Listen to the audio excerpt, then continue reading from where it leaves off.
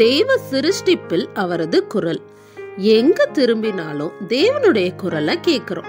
அவரது கிரியைகளை நம்மை சுற்றி பார்க்கிறோம். இடியின் சத்தத்துல இருந்து பறவைகளின் சத்தம் வரைக்கும் தேவ துதியையே இயற்கையில கேட்கிறோம்.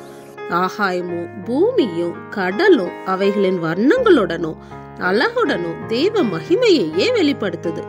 மலைகள் அவரது வல்லமையை குறித்து பேசுது. உயரத்துல காற்றில் ஆடிக்கொண்டிருக்கும் மரங்களும் அழகான மலர்களும் தேவனையே சுட்டி காட்டுது.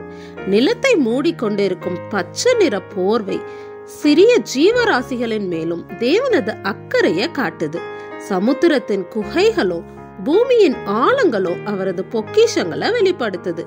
முத்துக்களை கடல்ல வச்சிருக்கிறாரு. விலைமதிப்பற்ற உலோகங்களை பாறைகளுக்கிடையே வச்சிருக்கிறாரு. தேவன் அழக நேசிக்கிறவராக இருக்கிறார். காலையில உதிக்கும் சூரியன் எல்லா உயிரினங்களுக்கும் அவர் கொடுத்திருக்கிற ஜீவ ஒளிக்க அடையாளமாக இருக்குது.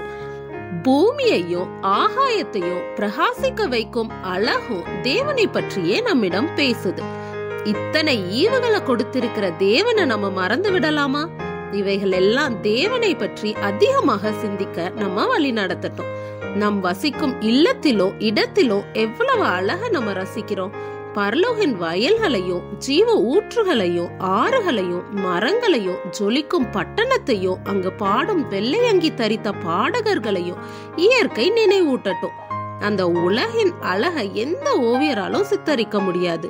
தேவன் தமிழ் அன்பு கூறுகிறவர்களுக்கு ஆயத்தம் பண்ணினவைகளை கண் காணவும் இல்லை, காது கேட்கவும் இல்லை.